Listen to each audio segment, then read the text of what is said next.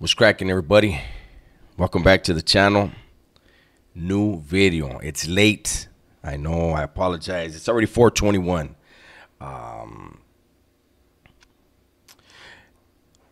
had a video in mind, right? And it had to do with a rapper that came out. He came out with a statement. Excuse me. I messed my voice up last night. And he made a statement. He was asked something about PC and SNY, right? I'm not gonna say his name. Those of you that saw it, you know who I'm talking about. I'm not gonna say his name because I cannot find that short anymore. Can't find the video, so I don't know if he asked to have it taken down or maybe some heat came his way. I don't know. So I'm gonna respect that and not say his name. And like I said, those of you that saw it know what I'm talking about. And, you know, I had planned a whole video behind that and what he was talking about. But I'm just going to go with this video, and it has something to do. I'm going to run you down a scenario, an actual event that took place or series of events, right? And this happened in New Folsom. This happened a long time ago. But it's, you know, there's lessons like, let's just get into it. So there was a vato on the yard that was a dope man, right?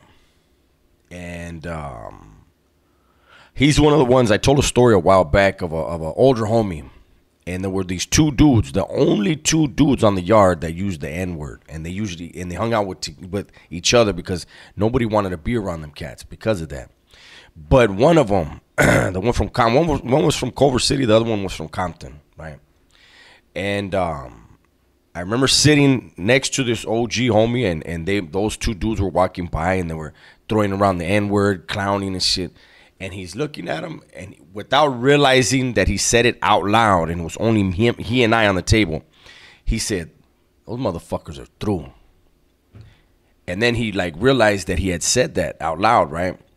So he looks over at me, and I was like, "All right, Holmes, you have a good day." And I walked off because that's not my business, right? And within a matter of months, I believe it was about 6 months at the most, what he said came true. And this is going to be, this story has to do with one of them, the one from Compton.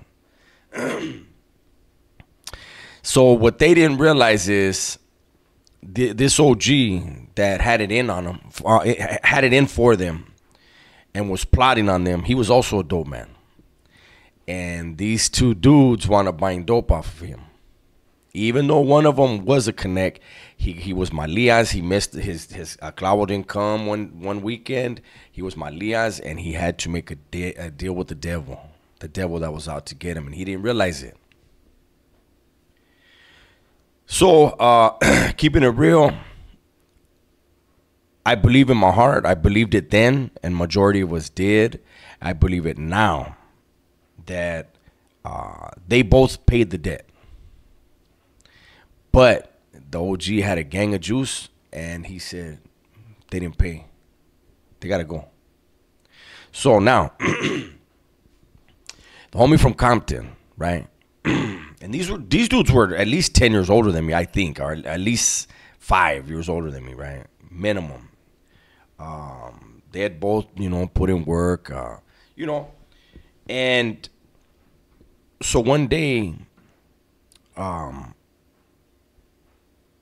this vato by the name of Naira, I'm not going to say where he's from. Naira was asked, "Hey, Holmes, can you help out with something?" He's like, "Yeah, of course." And they said, "Hey, so-and-so needs to get whacked tomorrow. Can you take care of that for us?" And he's like, "Yeah, no problem. I'll bring my shit out." And they told him, "No, don't bring nothing out. We're gonna have somebody drop something off to you tonight," which was, you know, the stuff that goes to the bag. And they're like, "Put that away. Just be ready. All you got to do is show up to the yard, because we don't want to take a chance that, you know, they catch your shit on the way out, you know." And he's like, "They ain't gonna catch me." And they're like, "Listen, homie, just like, we got you. Just come out and we'll give you something before you do it." And he's like, "All right." The next day, the vato from Compton is playing pinochle. right? Guard's completely down. You know, he's at a table, you know, where all the Southern Raza hang out. So his guard's down because that's all he's around, right? And Night Owl comes out, and I was aware of everything again because who my Sally was, right? So I happened to be in hearing distance, right? And the guy that had the yard at the time hands off a piece to Night Owl, right? And I remember Night Owl getting it and walking, like taking a few steps, and he looked down to look at it, right? And he spun back around and he goes, "What the fuck is this?" And you know, the homie was like, "That's that thing." And he's like, "Who the fuck made this? Like, what the fuck kind of damage am I gonna do with this?" It was made out of a can. But listen, it's not what's used. It's not what you're ever going to see somebody who's serious ever use, right? So Night Owl says, "Hey, Holmes, look, I'm going to go get my shit. You know, I'll make an excuse to get in and get out, man. I'm going to go get my shit. This ain't going to do nothing." And the homie's like, "Nah, you got to do that. You got to go right now, homie, because he made an excuse where so Night Owl was pissed, Holmes. He went straight over to where the vato from Compton was. He tried to hit him he's on the table like this, playing pinochle. He tried to get him in the heart. At the last second, the vato brought his arm down to cover his heart, right? And it went into his back arm. Then he went to go for his throat, and he put his arm up like this and hit him in the arm again. And bent. And so Night Owl just threw the strap. No, he socked him. Bam! Socked him a couple times. Walked off. He threw the strap. And he told the llavero, "Hey, I'm going to get him again tomorrow." Eh? He goes, "I'm going to finish what I started." And the homie was like, "Nah, leave it alone," right? So I lived in 7 block. The llavero was in 7 block. The vato from Compton was in 7 block. Night Owl was in 8 block. When they released 7 block, we're coming out for yard. Night Owl was standing right in front of the building, and you could hear like wildfire. Hey, fucking Night Owl's out here. The llavero was behind me, right? And they go, "Hey, Holmes, Night Owl's posted." And he goes, "Where?" And he looks, and boom, he beelines straight to Night Owl. And he goes, "Let's walk." And Night Owl's like, "Nah, I'm slow dragging. I'm young. I'm learning, right? I want to hear what's going on." And he tells Night Owl, "Let's roll. Come on." And Night Owl's like, "Nah, I'm going to get this vato as soon as he comes out. I'm going to finish what I started. I don't do no half-ass shit like that, Holmes." And the llavero was like, "Hey, Holmes, I'm telling you, let's walk. Let me talk to you." So Night Owl's like, "Come on, let's go. I'm still going to get this vato." And the llavero starts telling him, like, "Look, Holmes, he's not washed up. He was supposed to get checked, homie. You checked him. You know, it's over with. He's going to pay the debt. You know, everything's going to be fine, this and that." And Night Owl's like, "Hey, Holmes, I put a hole in him. And I'm not cool with the vato on the yard with me that I put a hole in. I'm not going to be looking over my shoulder, this and this and that."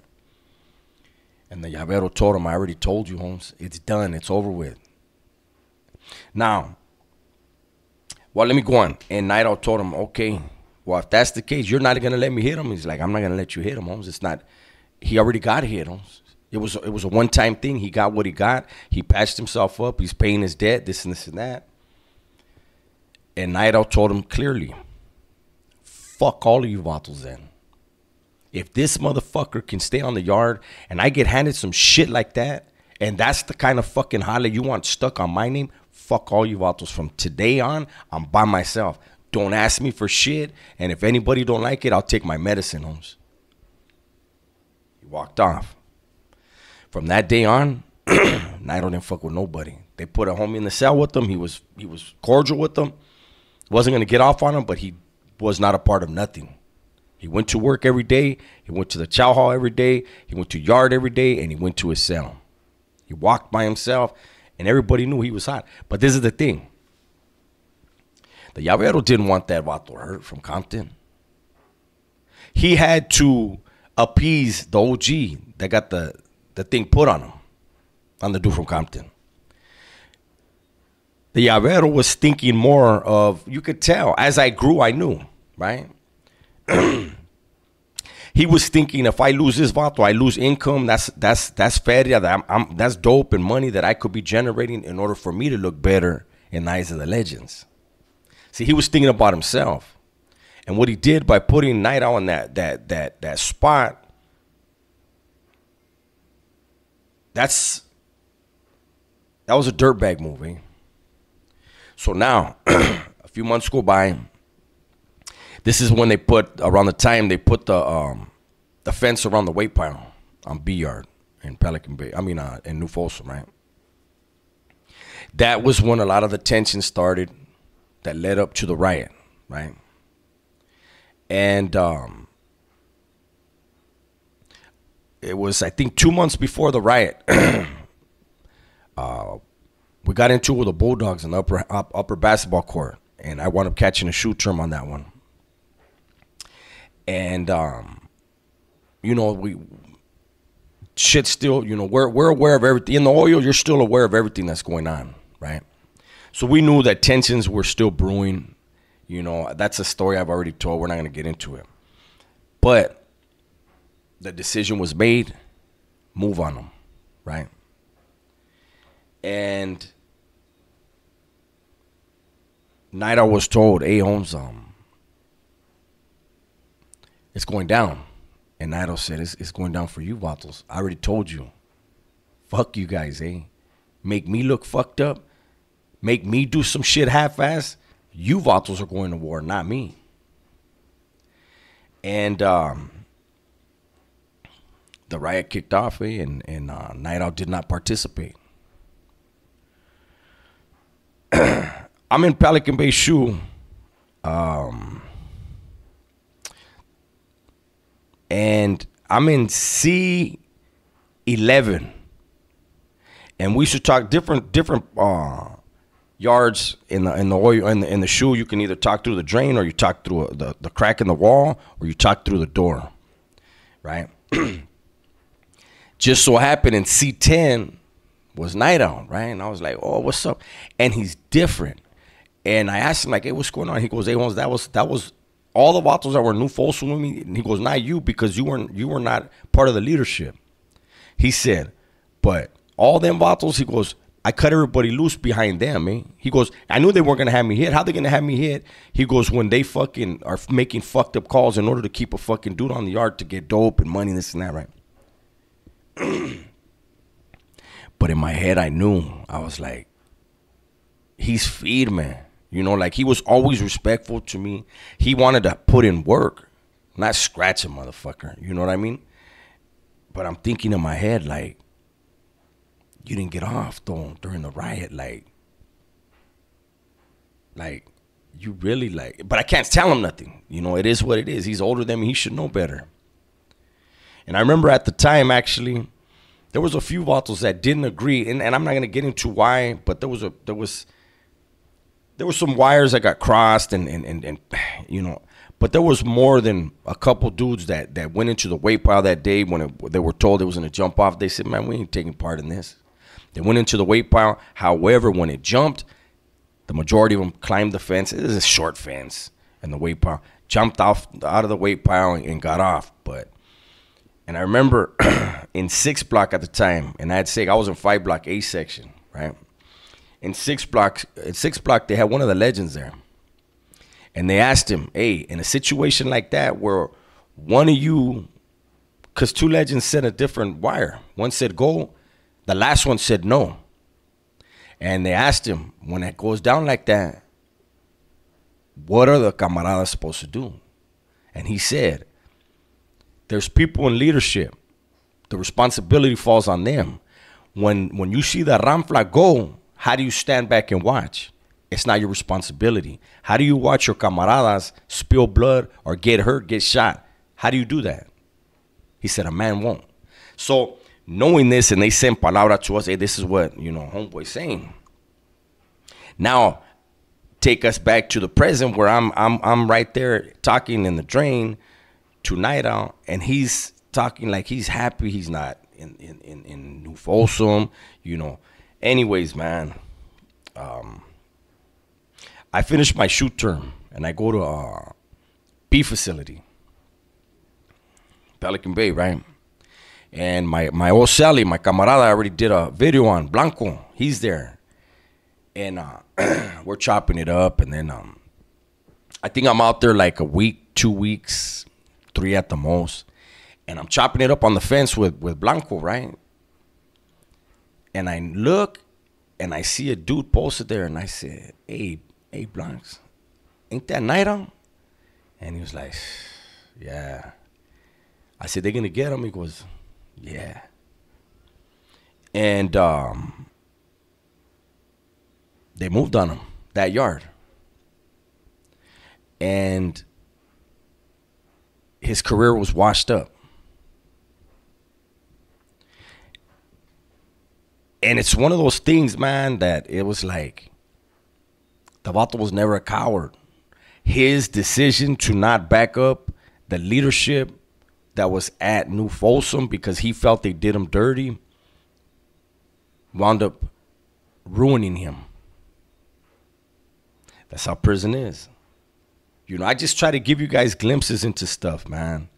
To see, like, put yourself in that man's shoes. I think he should have just took it upon himself and finished the job on the dude from Compton and let his cards play out that way. Because when it's time to roll and you see everybody rolling, you can't sit back and just say, nah, because that vato, I don't like that vato over there. Yeah, but what about all these other ones, homie, that are getting shot at? The homie Shanky, the who that smoked him. Like, that's one thing too, man. Whenever there's a riot, it's already going to be serious repercussions. Everybody, what they did leading up to and during that riot is going to be investigated. But when somebody dies, it's worse. The punishments get worse because it's like, that vato should be alive. And some would say, them vatos that didn't participate, had they participated, maybe that vato wouldn't have did what he felt he had to do to put himself in that situation, because Shanky got killed trying to run all the way across the yard because he was getting off over there by the chapel, and there was only 2 vatos that he was very close to that were over there in the lower handball court right next to the laundry room. And them bloods right there were handling their business on those 2 dudes. So he felt, I got to get over there. And he got killed for it. So anyways, that's my video for the day. This is a long one for me. You guys already know. It's another glimpse into what goes on or what went on. And a glimpse into why you do not want to go there. Prison is not for kids. It's not for the faint at heart. And there ain't no women in there. So everybody, please be safe, be smart. Tell the ones you love that you love them. By the way, I can't believe I almost forgot. There was 2 things I wanted to say today. One is, if you haven't already, do me a favor and go subscribe to Food and Fallons. We are going to be doing some videos. We have some stuff going. I keep telling you guys, just stay tuned. Another thing, there's 2 subscribers that I notice are usually the first 2 to subscribe to the channel, and they show so much support. That's Carlillos and that's Mob Nasty. So I wanted to acknowledge you guys because I see you guys, man. With that, everybody, please have a good night and be safe, man. I'm out.